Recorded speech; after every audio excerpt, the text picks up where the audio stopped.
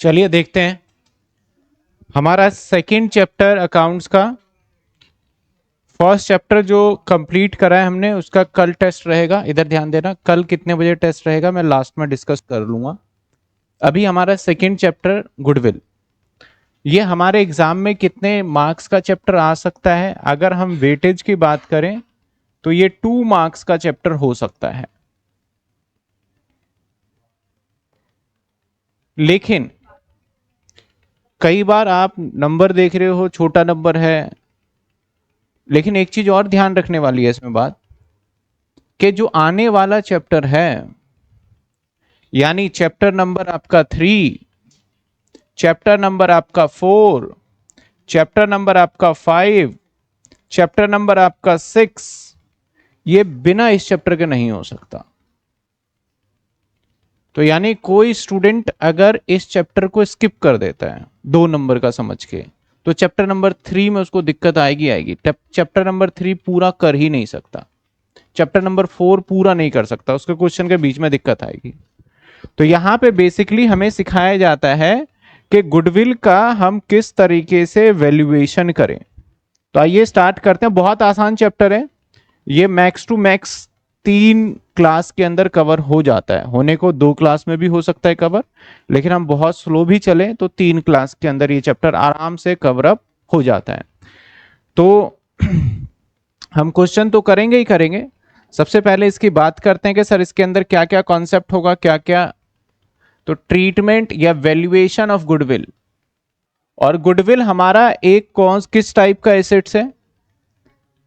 अगर मैं एसेट्स की टाइप बताऊं तो एसेट्स हमने 2 टाइप का देखा था, टेंजिबल, इनटेंजिबल। तो ये किस टाइप का एसेट्स है हमारा गुडविल?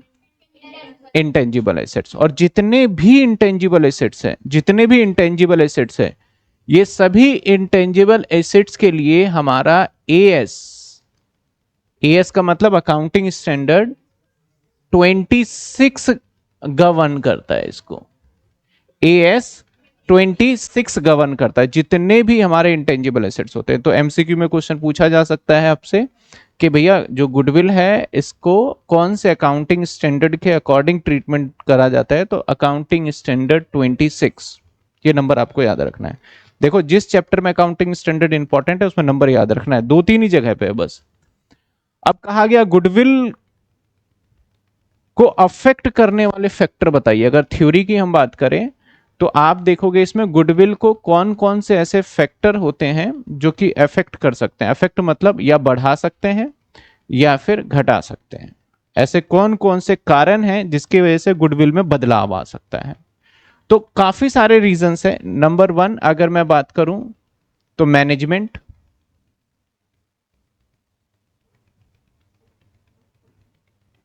मैनेजमेंट कैसे? अगर मैनेजमेंट अच्छा हुआ तो वो बिजनेस को कैसे चलाएगा? अच्छे से चलाएगा। और जब बिजनेस अच्छे से चलेगा तो अपने आप ही उसका गुडविल पे भी फर्क पड़ेगा और गुडविल बढ़ जाएगा। तो एक मैनेजमेंट भी है जो कि चेंज कर सकता है। दूसरा क्वालिटी, क्वालिटी क्वालिटी अगर आपके प्रोडक्ट का अच्छा है तब भी आपका गुडविल के वैल्यूएशन पे फर्क पड़ सकता है, और अगर क्वालिटी खराब है तब भी फर्क पड़ जाएगा। तीसरा है हमारा साइज। मैं सिंपल सिंपल वर्ड लिखता जा रहा हूं। साइज, साइज का मतलब किसका साइज? ऑर्गेनाइजेशन का।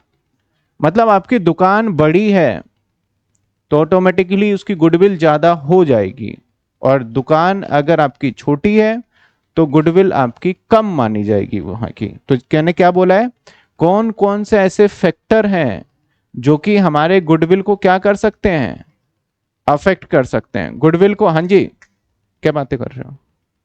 गुडविल को क्या कर सकता है? अफेक्ट कर सकता है। मतलब अफेक्ट का मतलब क्या हुआ सर? बढ़ा सकता है या फिर घटा सकता है। इसके बाद नंबर 4 हम बोल सकते हैं लोकेशन। अगर आप अपनी दुकान को, अपने बिजनेस को एक ऐसे जगह पे ओपन कर रहे हो जहां पे मान लेते हैं कि बहुत एकदम साइड एरिया जिसे बोल लो आप, जहां पे ना तो पब्लिक का रीच ही नहीं है वहां तक पहुंचने का, तो आपकी गुडविल कम होगी। और जहाँ पे डेंसिटी ज़्यादा है, जैसे मान लो दिल्ली में दुकान खोलते हो तो यहाँ पे उसकी वैल्यू ज़्यादा होगी। अगर आप अपने रूरल गांव में खोलते हो, लोकेशन अगर आपकी अच्छी नहीं है, तब आपकी गुडविल क्या मानी जाएगी, कम हो जाएगी। तो ये कुछ मैंने 4 पॉइंट लिखे हैं, आपकी किताब में और भी पॉइंट है, तो आप उसको रीड करेंगे, थ्योरेटिकल पॉइंट है। क्वेश्चन को समझना है कि क्वेश्चन क्या कह रहा है, कि कौन कौन से फैक्टर अफेक्ट करते हैं, तो आपको लिखा हुआ है। आप इसमें और भी बहुत सारी चीजें ऐड कर सकते हैं, जैसे कि आपका सेल्स मैनेजमेंट में भी आ गया, सेल्स हो गया, या फिर और भी कुछ 4-5 पॉइंट आपको 1-2 पेज पे मिलेगा। हम इसकी वैल्यूएशन कैसे करें, मेन मुद्दा ये है, वैल्यूएशन ऑफ गुडविल। चैप्टर का नाम यही था, वैल्यूएशन ऑफ। अब वैल्यूएशन का मतलब क्या होता है ये समझो। एग्जामिनर आपसे ये जानना चाहता है कि भाई हमें गुडविल अभी तक जो आपने देखा, उस गुडविल को अमाउंट में कैसे निकाला जाए। पहले तो मैंने बोला आपसे 11वीं क्लास में और या इससे पहले की क्लास में आपने क्या सीखा, बड़ी सिंपल सी चीज सीखी, गुडविल 1 लाख रुपए एसेट्स में उठाकर डाल दिया। लेकिन वो 1 लाख आया कैसे? अगर मैं बिल्डिंग बोलूं 50 लाख का है, तो बिल्डिंग आया कैसे भाई? 50 लाख मार्केट रेट चल रहा था तो 50 का खरीदा, वो आ गया। लेकिन ऐसे गुडविल 1 लाख कैसे हो गया, उसकी वैल्यू 1 लाख कैसे हुई? तो वही इस चैप्टर में सिखाया जाएगा कि आप गुडविल को किस तरीके से वैल्यूएशन करते हो। और ये अभी नहीं, ठीक जब आप 12वीं पास होगे फिर से आपको ये चैप्टर सिखाया जाएगा। आपके बीकॉम के अंदर भी सेम चैप्टर आता है वैल्यूएशन ऑफ गुडविल के नाम से। तो ये चैप्टर यहाँ के लिए भी इंपॉर्टेंट है और आगे जब आप बीकॉम करते हो तब के लिए भी आपका इंपॉर्टेंट है। तो अमाउंट्स के टर्म्स में अगर बोला गया कि भैया गुडविल कितने हैं, तो यहाँ पे देखा जाए तो इसके कुछ मेथड्स हैं जो सीखना है। एक हमारा है सिंपल, या फिर मैं कह लूं एवरेज प्रॉफिट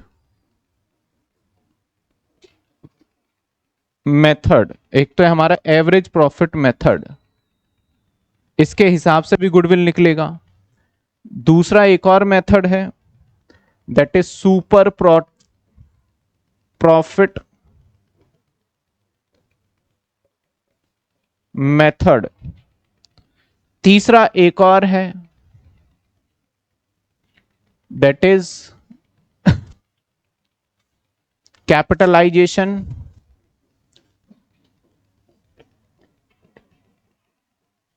मेथड।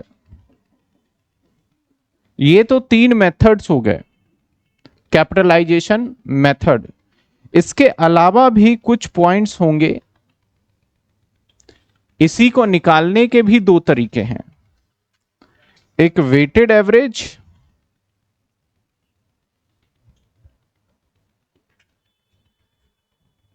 मैं सारे टॉपिक ही लिख देता हूं क्या सीखेंगे। इसी को निकालेंगे हम कैसे, वेटेड एवरेज से।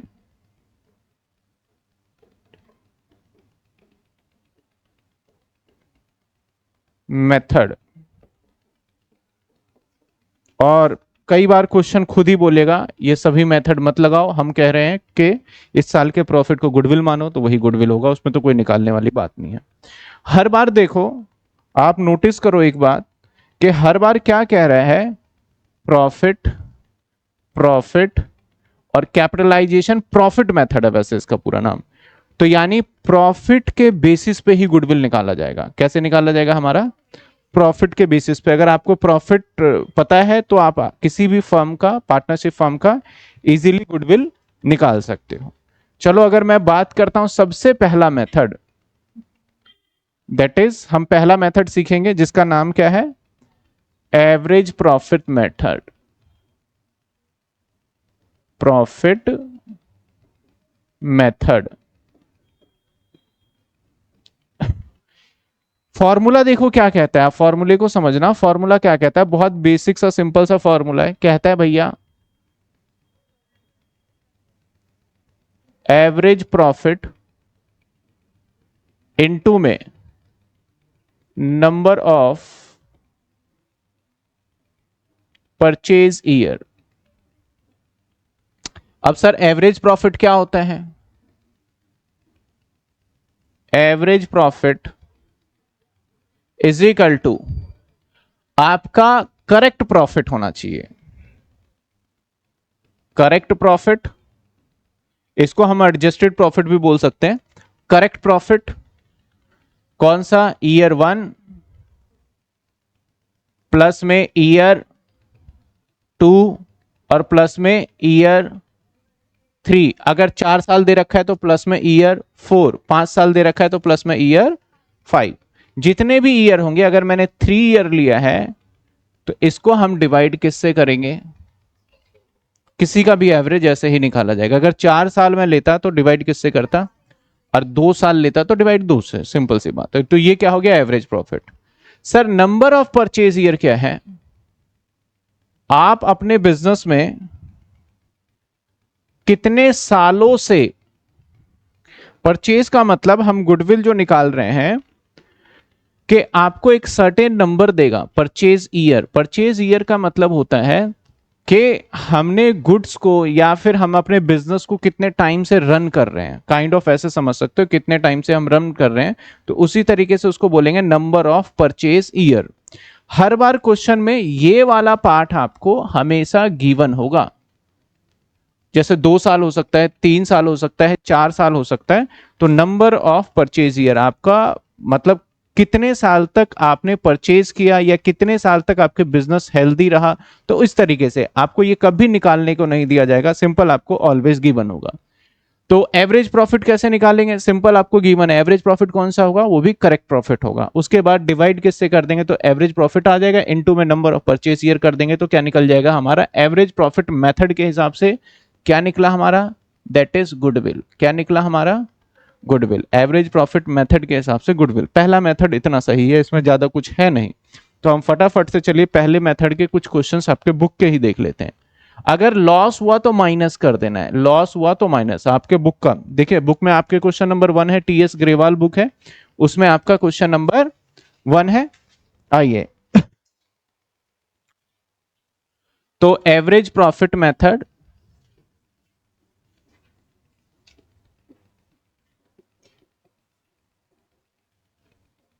Is equal to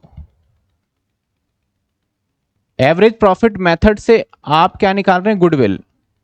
average profit को मैं शॉर्ट फॉर्म में ना एपी बोल दूंगा, ठीक है, इनटू में number of purchase year, into में number of purchase year. Question क्या कहता है, पढ़ते हैं एक बार, समझते हैं। क्वेश्चन कहता है goodwill is to be valued 3 year of purchase. अब याद रखना नंबर ऑफ परचेज ना, जब परचेज से पहले जो भी नंबर आ जाए, परचेज वर्ड से पहले जो भी नंबर आ जाए वो क्या होगा? नंबर ऑफ परचेज ईयर, ठीक है।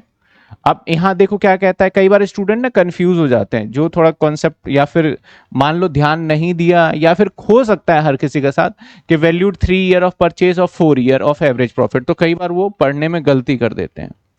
तो गुडविल जो है परचेज से पहले जो होगा वो वर्ड क्या होगा? Number of purchase year. कहता है 4 ईयर के एवरेज प्रॉफिट के बिहाफ पे निकालना है।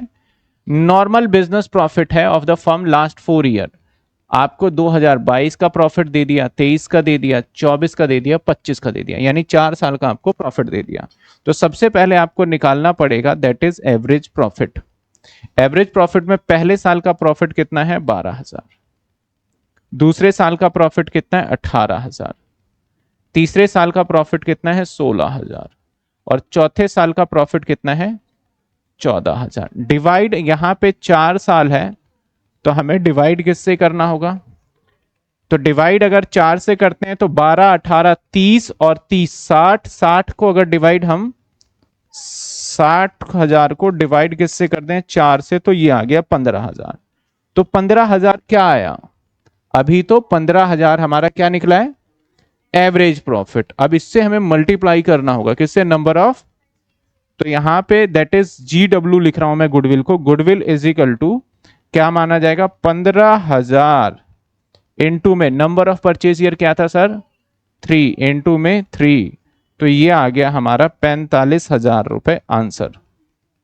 ये एमसीक्यू के क्वेश्चंस है बेसिकली, वैसे फुल फ्लैज ऐसा नहीं आएगा कि 2 नंबर में ऐसा क्वेश्चन दे दे।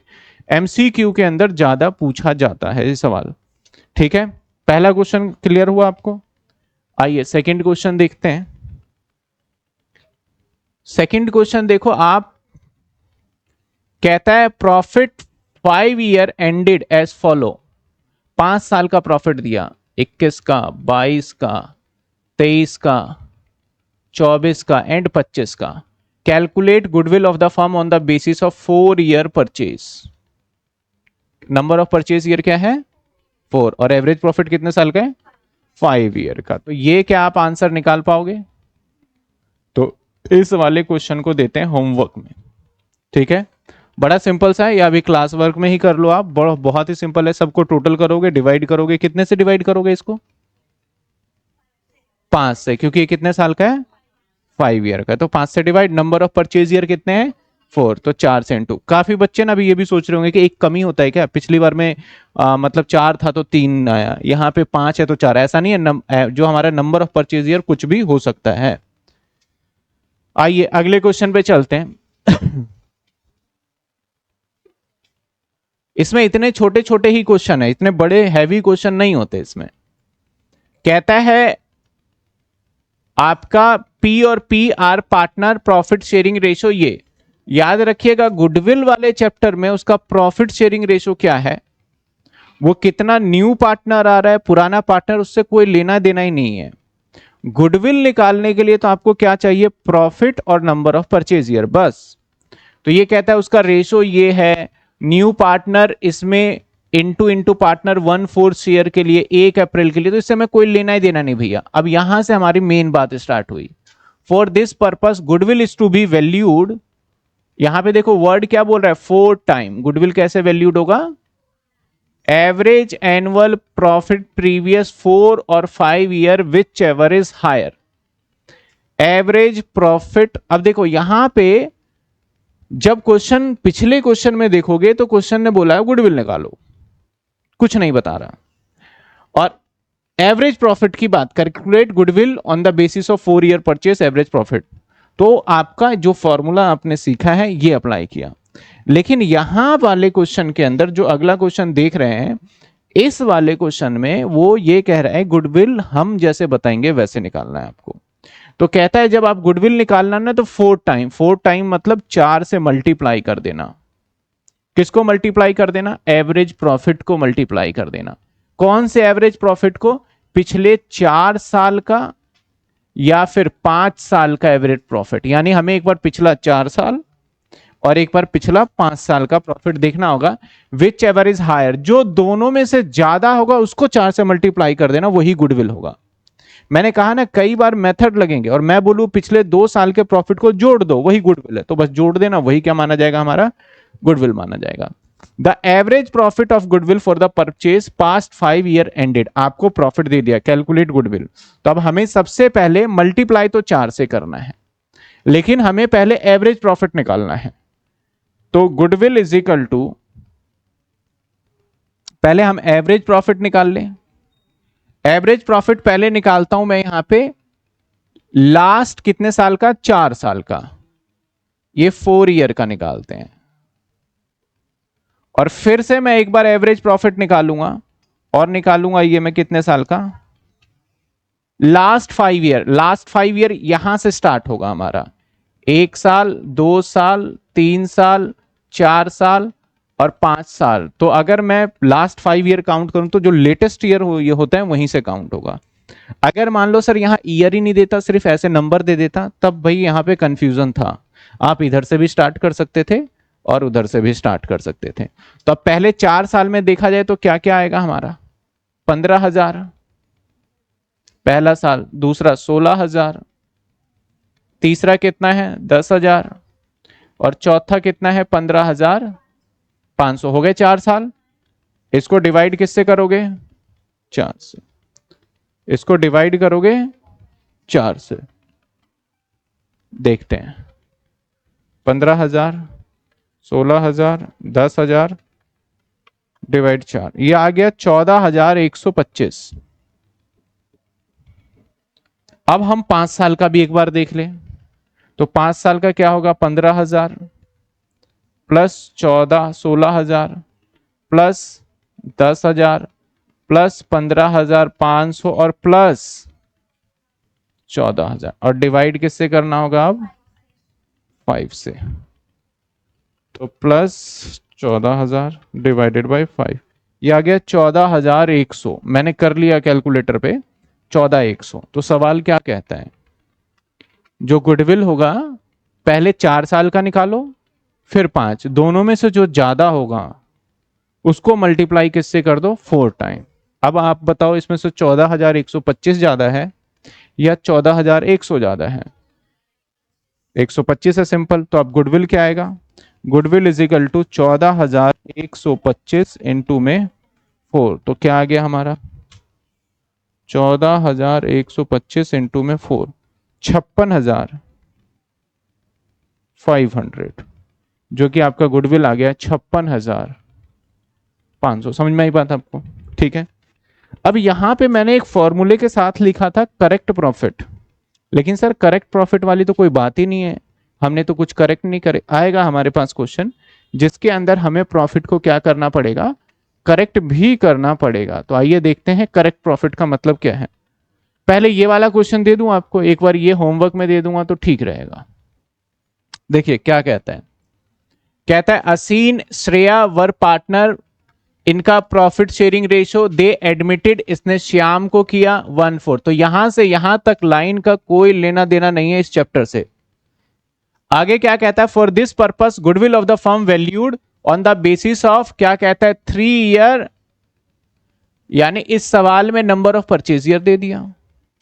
कितने नंबर ऑफ परचेज ईयर, 3 साल। लास्ट 5 ईयर एवरेज प्रॉफिट, और लास्ट 5 ईयर का एवरेज प्रॉफिट ले लो, और प्रॉफिट लास्ट 5 ईयर का देख लो, 1 2 3 4 5।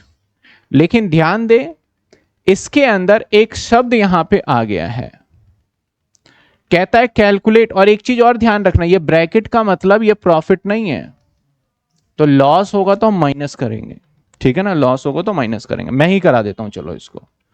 कहता है प्रॉफिट जो 21-22 का है, यानी किसकी प्रॉफिट कर रहा है, 21-22 कौन सा होगा, ये वाला, ये वाला 21-22 है, ठीक है ना।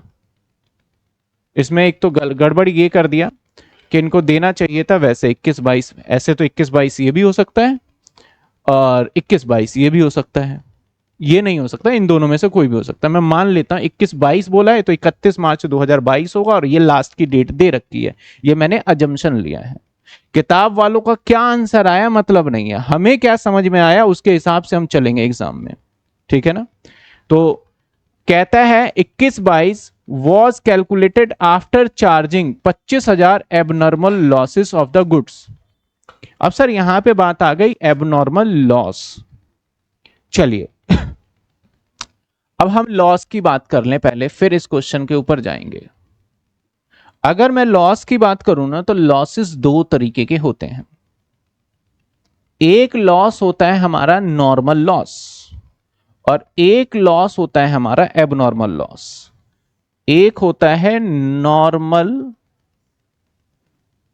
लॉस, एक होता है एबनॉर्मल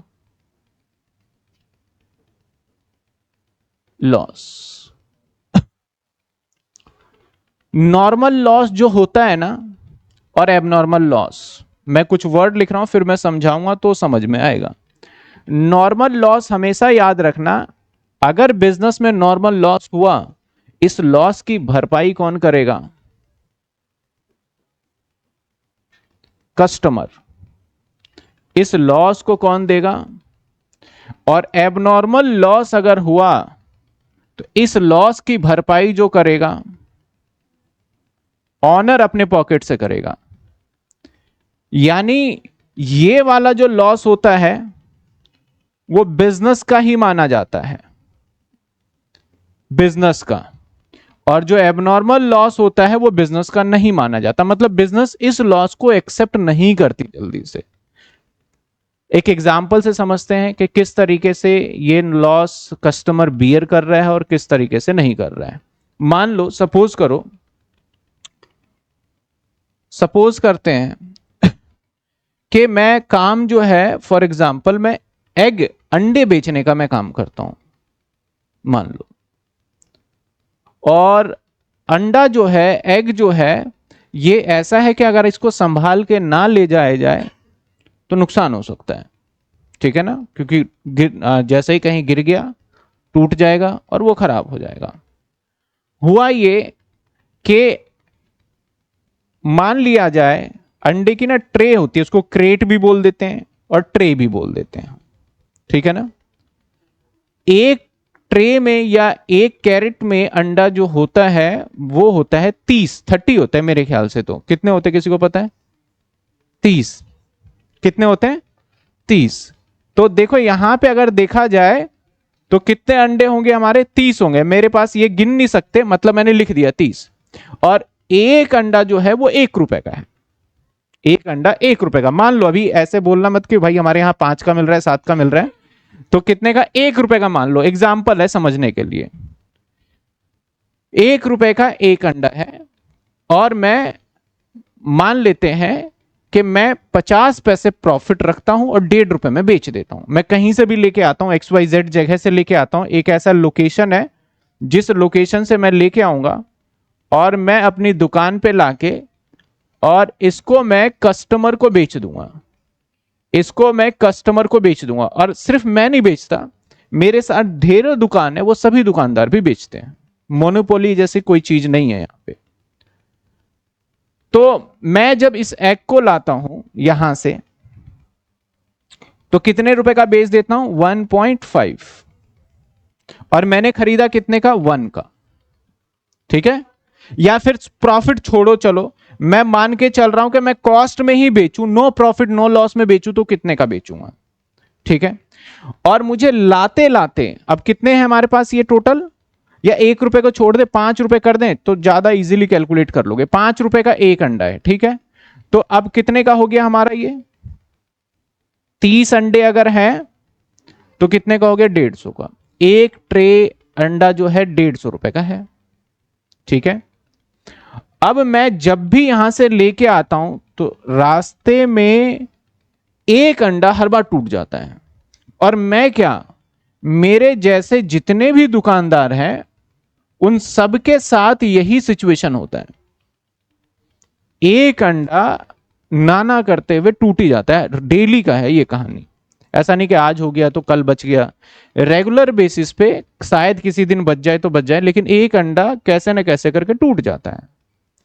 तो मैं यहां पे लेके आता हूं, सिर्फ 29 एग ही लेके आ पाता हूं मैं, और इस 29 एग के लिए मैं 150 रुपए पेमेंट करता हूं, और मैं कितने एग लेके आ पा रहा हूं? 20। तो अगर मैं एक अंडे की कीमत निकालूं तो 150 डिवाइडेड बाई 29 करेंगे तो 5 रुपए 17 पैसे आ रहा है, 5 रुपए 17 पैसे, और कस्टमर को मैं 5.5 रुपए में बेच देता हूं, ठीक है। 5 रुपए 17 पैसे 18 पैसे का रेट आया और मैं कस्टमर को बेचता हूं। साथ वाला दुकानदार भी इतने का ही बेच रहा होगा, उसके साथ वाला भी इतने का ही बेच रहा होगा। तो मैंने जो आपको 5 रुपए 17 पैसे का ही मान लो अगर अंडा बेचा है, तो क्या जो एक अंडा टूटा है, वैसे तो मुझे 5 रुपए का बेचना चाहिए, अब प्रॉफिट दिमाग से निकाल दो एक पल का, लेकिन मैं कितने का बेच रहा हूं? 5 रुपए। आप एक कस्टमर अगर बोलता भी है मुझसे कि भैया वहां से मैं डायरेक्ट लेके आऊं ना, तो वो तो 5 का पड़ता है, 5.17 का बोलता है, भैया आने जाने में एक अंडा तो टूट भी जाता है, तो वो मैं थोड़ी अपने जेब से दूंगा, वो तो आपको ही देखना पड़ेगा। मैं लाया हूं वहां से टूट गया, मैं अपनी जेब से थोड़ी भरूंगा, अपने लॉस में तो नहीं बेचूंगा भाई मैं। तो ये 5 रुपए 17 पैसे क्या ये कस्टमर देगा या नहीं देगा? देगा। एवरी कस्टमर जितने भी हो 5 रुपए 17 पैसे, और मैं प्रॉफिट जोड़ दूं 5 रुपए 30 पैसे वगैरह में बिक जाएगा, ये नॉर्मल। तो जो नॉर्मल लॉस हुआ 17 पैसे एक अंडे पे मेरा नुकसान हो रहा है, वो नुकसान किसके ऊपर गया? कस्टमर। तो इसलिए मैंने कहा नॉर्मल लॉस जो होता है वो कस्टमर बियर करता है, दुकानदार नहीं करता। अब बात करते हैं, अगर मान लो किसी दिन मैं अंडे की ट्रे लेके आ रहा हूं और किसी कारण से कोई एक्सीडेंट हो जाता है, उस केस में मेरा अगर पूरा ट्रे गिर गया तो मेरे एक से ज्यादा अंडा मेरा खराब हो जाएगा, और हो सकता है पूरे भी। अब मान लेते हैं कि एक अंडा बच गया, ठीक है ना। कितने बच गए? एक बच गया और 29 जो था वो वेस्ट हो गए। अब ये दुर्घटना, ये घटना मेरे साथ रोज रोज नहीं होगी। अब डेली थोड़ी है कि मैं एक्सीडेंट करता रहूंगा और 29 अंडे तोड़ के एक अंडा लेके आऊंगा घर पे, ये तो नहीं हो सकता। ये क्या हो सकता है, कभी कभी होगा। और अब मान लेते हैं जिस दिन मेरे साथ ये हुआ, अब मुझे एक अंडे की कॉस्टिंग कितनी पड़ी जानते हो, 150। नाउ अब मैं कस्टमर को बोलूं कि भाई एक अंडा जो है आपको 150 रुपए का मिलेगा आज, क्या कस्टमर सोचो देगा मुझे? कस्टमर फिर से बोलता है, मान लेते हैं फिर से बोलता है कि अरे वहां तो 5 रुपए का मिलता है, तो मैं बोलूंगा यार 5 का तो मिलता है, सही है, रास्ते में टूट गया तभी तो दे रहा हूं 100-150 रुपए का। कस्टमर नहीं लेगा, लेकिन पहले वाले में 17 पैसे लेने के लिए।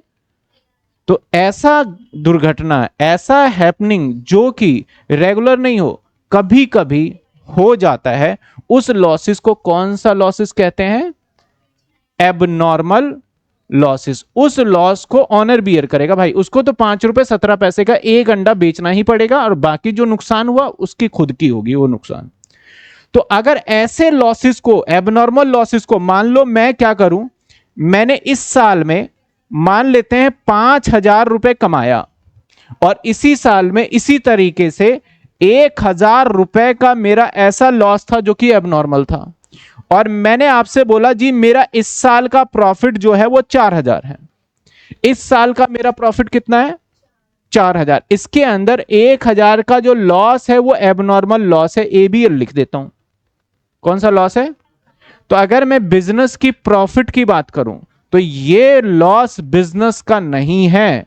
तो अगर मैं पूछूं बताओ करेक्ट प्रॉफिट बिजनेस का क्या है, जो बिजनेस ने कमाया है, तो जवाब है सर 5,000 है, ना कि अगर मैं आपको 4,000 दूं तो आप इसको करेक्ट कर सकते हो। मैंने बोला कि आफ्टर डिडक्टिंग, मैंने कहा कि ये आफ्टर डेबिट एबनॉर्मल लॉस 4,000 है, और एबनॉर्मल लॉस ये मैं नहीं बताऊंगा आपको, ये नहीं बताऊंगा आपको। मैंने कहा एबनॉर्मल लॉस माइनस करने के बाद कितना है मेरा, 4,000, और जो मेरा एबनॉर्मल लॉस था 1,000 का। अब मैं जानना चाहता हूं बिजनेस का करेक्ट प्रॉफिट क्या है। तो आप क्या करोगे, 4,000 में जो 1,000 अपने माइनस करके निकाला होगा वापस क्या कर दोगे, ऐड कर दोगे। तो नाउ आपका जो प्रॉफिट माना जाएगा वो आप बोलोगे सर इसका प्रॉफिट कितना हो गया। यानी बिजनेस का प्रॉफिट वो प्रॉफिट होता है जिसमें से वो एक्सपेंस जो कि बिजनेस का है ही नहीं, जैसे कि एबनॉर्मल लॉस, वो अगर माइनस कर रखा है तो वो प्रॉफिट गलत है। सही करने के लिए वापस उसको क्या करना पड़ेगा, ऐड करना पड़ेगा। ठीक इस सवाल में क्या कहता है, इस सवाल में कहता है भैया 21-22 में आफ्टर चार्जिंग, आफ्टर चार्जिंग का मतलब होता है माइनस, माइनस कर दिया 25,000 जो कि एबनॉर्मल लॉस था। यानी इस प्रॉफिट को जो आपको दिख रहा है 1,00,000 रुपए, इसमें एबनॉर्मल लॉस माइनस करने के बाद है ये। तो ये प्रॉफिट आपका बिजनेस का प्रॉफिट नहीं है। बिजनेस का प्रॉफिट बनाने के लिए आपको क्या करना होगा, इसमें इस एबनॉर्मल लॉस को वापस क्या करना पड़ेगा, ऐड। यानी पहले साल का प्रॉफिट तो 1,25 है, और दूसरे साल का भी प्रॉफिट जो 22 का प्रॉफिट है ये भी कितना हो जाएगा, 1,25,000। बाकी तो आपको दे ही रखा है, तो किसी में तो बोला नहीं इसने। तो क्या आपको समझ में आया एबनॉर्मल लॉस क्या है? अगर आपको एबनॉर्मल लॉस समझ में आ गया तो क्या एबनॉर्मल लॉस ही होते हैं, क्या गेन भी होता है? हाँ गेन भी होता है। एबनॉर्मल लॉस में एक तो सवाल कह देगा एबनॉर्मल, एबनॉर्मल लॉस कह देगा, दूसरा कह देगा लॉस बाय फायर, मतलब ये तो एबनॉर्मल लॉस डायरेक्ट कह दिया। दूसरा आपको सिचुएशन दे देगा कि मान लेते हैं कि उसने बोला कि यार अर्थक्वेक से बहुत नुकसान हो गया, तो आप समझ जाना ये वाला जो नुकसान है कौन सा है, एबनॉर्मल लॉस है। आपको सिचुएशन देगा इस तरीके से। या फिर मैंने बोला यार लॉस बाय फायर हो गया, आग लगने की वजह से बहुत सारा नुकसान हो गया, तो ये लॉस नॉर्मल लॉस नहीं होगा, एबनॉर्मल लॉस। वो आपको क्वेश्चंस के लैंग्वेज से ही पता चल जाएगा। ऐसे लॉसेस जो कि कभी कभी आते हैं, मैंने कहा भाई बाढ़ आ गया उसकी वजह से मेरे दुकान के अंदर बड़ा सारा नुकसान हो गया, तो ये कौन सा लॉस मानोगे आप? और ज्यादातर एबनॉर्मल लॉस जो होता है या किसी एक्सीडेंट की वजह से या फिर किसी नेचुरल क्लाइमेट्स की वजह से ज्यादा हो जाता है बिजनेस के अंदर, ठीक है। या फिर ऐसे भी हो सकता है गवर्नमेंट ने कोई एक्शन ले लिया, मान लेते हैं कि वाइन को लेके गवर्नमेंट ने पॉलिसी बनाया कि दिल्ली में आज के बाद नहीं बिकेगा, और जिस दुकानदार ने पहले से वाइन रख रखा होगा उसका तो क्या हो गया, नुकसान हो गया। तो ये नुकसान कौन सा लॉस माना जाएगा, एबनॉर्मल लॉस। तो एबनॉर्मल लॉस हमें क्या करना है, अगर माइनस कर रखा है तो वापस ऐड करके प्रॉफिट को करेक्ट किया जाएगा। अगर एबनॉर्मल लॉस दे रखा हो तो करेक्ट प्रॉफिट कैसे निकालोगे, correct profit is equal to net profit और प्लस एबनॉर्मल लॉस कर दोगे, ठीक है। लेकिन अगर मैंने बोला माइनस ही नहीं किया है तो कुछ मत करना। अगर मैं बोलूं माइनस किया ही नहीं है तो कुछ करने की जरूरत ही नहीं है आपको, समझ रहे हो बात को आप। तो ये क्या था हमारा एबनॉर्मल लॉस।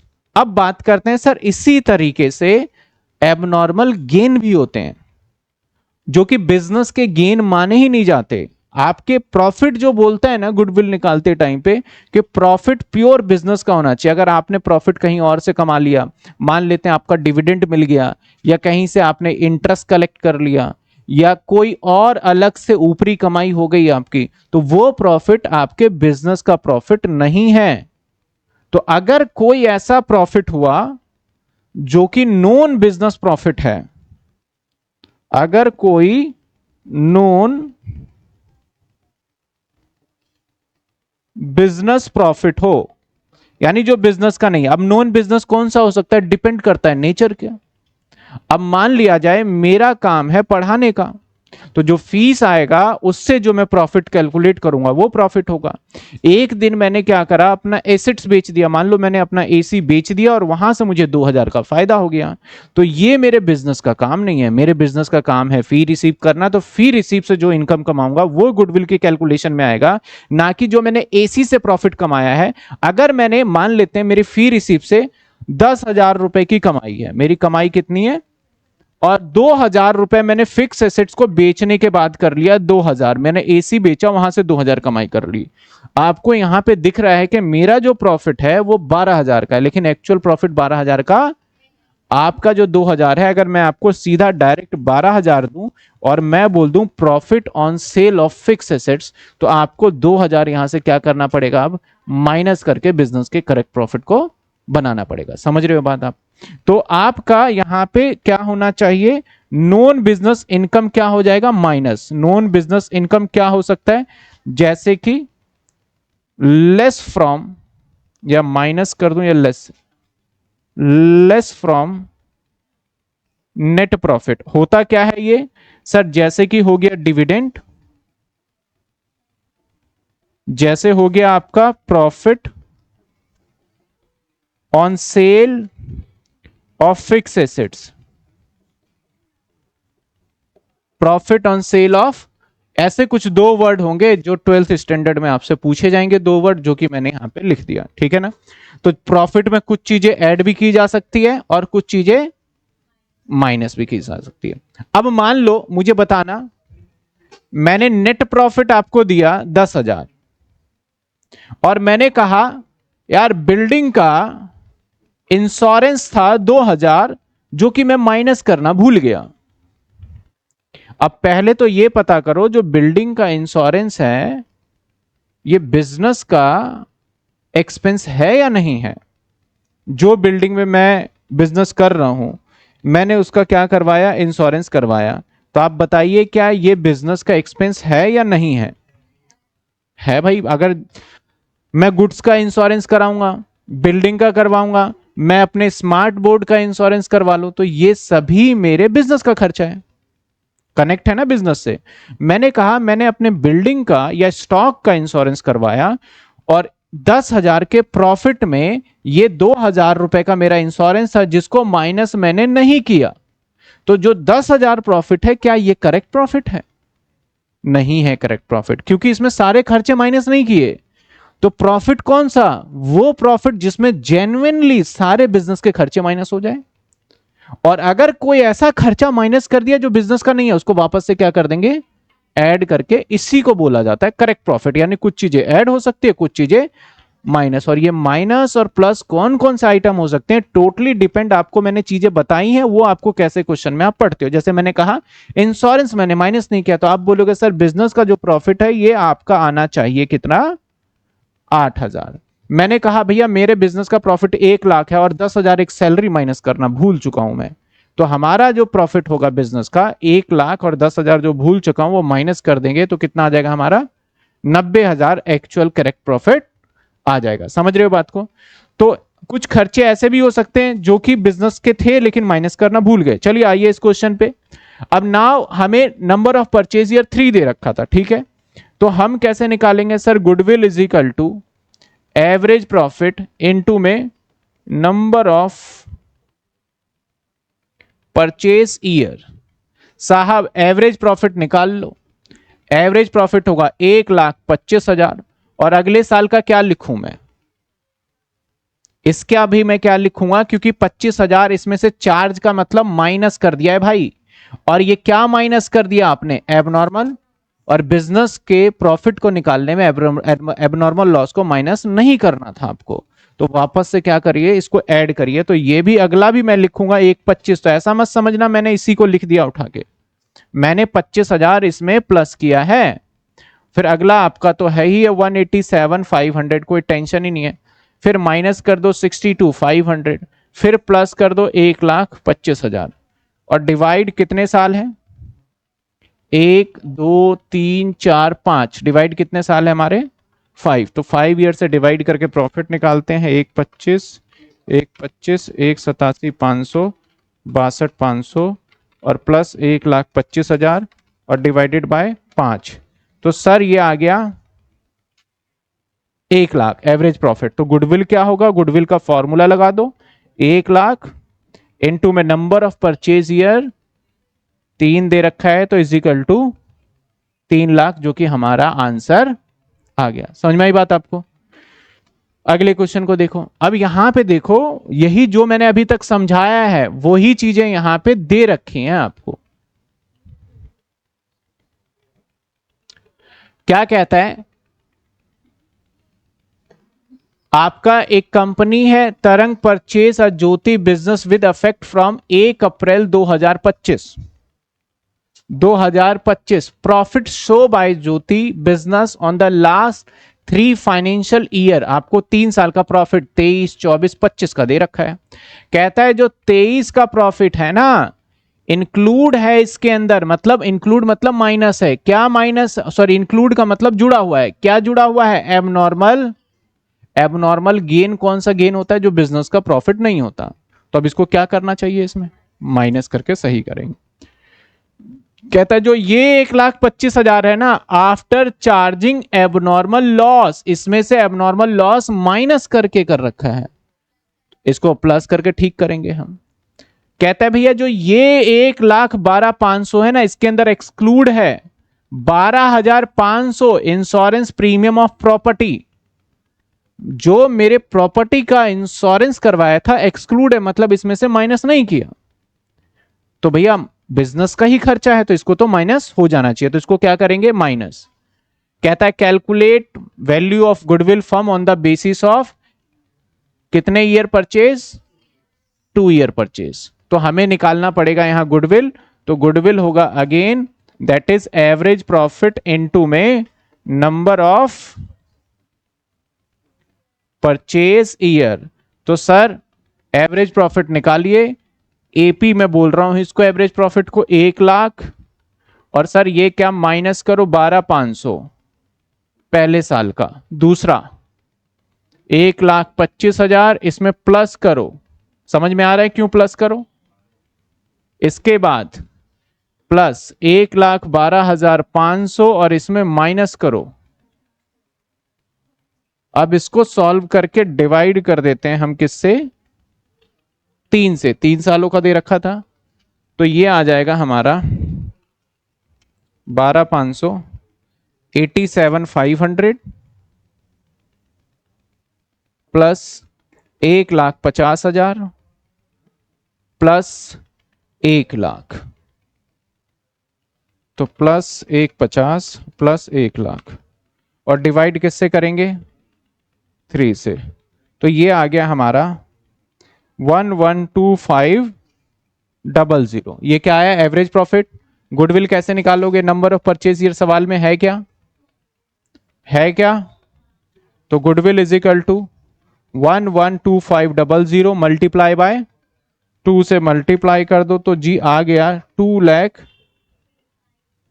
तो ये आ गया हमारे फर्म का। समझ में आई बात आपको? चलिए आगे क्वेश्चन देखिए। एक और क्वेश्चन आपके सामने है, ये डेप्रीशिएशन चार्ज का है। डेप्रीशिएशन जो चार्ज नहीं किया ये मैं करवाऊंगा, 6 क्वेश्चन तो मैं ही करा दूंगा। 7th क्वेश्चन जो है एबनॉर्मल लॉस दे रखा है, फिक्स एसेट्स ईयर, प्रॉफिट दे रखा है ईयर एंडेड। तो ये देखो साल ईयर बाइज ईयर दे रखे, हर साल के प्रॉफिट में कुछ ना कुछ कमी या फिर ज्यादा है। कहता है भैया जो प्रॉफिट हमारा मार्च 22 का, यानी मार्च 22 का, इसके अंदर एबनॉर्मल लॉस डेबिट है, मतलब माइनस था, प्लस करके ठीक कर दोगे। कहता है एक फिक्स एसेट सोल्ड किया था हमने प्रॉफिट पे 25,000, कौन से वाले? 23 वाले में। तो 23 वाले में प्रॉफिट था तो इसको क्या करोगे? माइनस कर दोगे। कहता है year ended 31 March assets firm not insured, यानी जो हमने पिछला क्वेश्चन किया है वहां पे ब्रैकेट में दे रखा था और यहाँ पे पॉइंट्स में दे रखा है, तो इसको माइनस प्लस करके ठीक करोगे, फिर आप क्या करोगे? इसको आप गुडविल निकालोगे। तो ये क्वेश्चन भी आपका आ गया किसमें? होमवर्क में।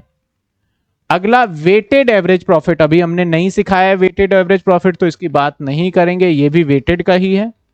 और अगले सुपर प्रॉफिट, यानी एक पहला जो मेथड था जो हम आज कर रहे थे क्लास में, दैट इज ये वाला जो मेथड था डन, ये मेथड हो गया आपका डन। अब इससे रिलेटेड कुछ इलिस्ट्रेशन दे देता हूं मैं करने के लिए, क्योंकि प्रैक्टिकल तो है नहीं यहां पे, तो कुछ इलिस्ट्रेशन आपकी किताब का दे दिया जाए। कल वाली क्लास, अगली क्लास में सुपर प्रॉफिट मेथड खत्म और साथ के साथ वेटेड भी खत्म हो जाएगा। इलिस्ट्रेशन नंबर आपका करना है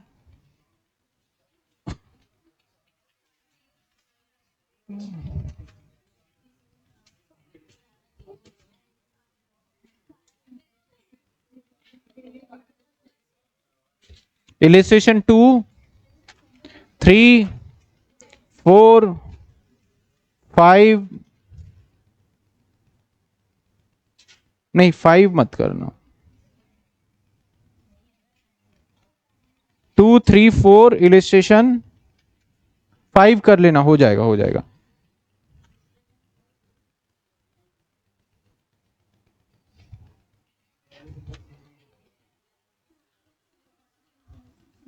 बस यही होंगे अभी आपसे। जो डेप्रीशिएशन वाला एक क्वेश्चन छोड़ा है 6, तो जब तक मैं डेप्रीशिएशन, क्योंकि एक साल इंपैक्ट नहीं आता, डेप्रीशिएशन में मल्टीपल ईयर तक फर्क पड़ जाता है, क्योंकि हर साल फर्क पड़ता है। ये लो।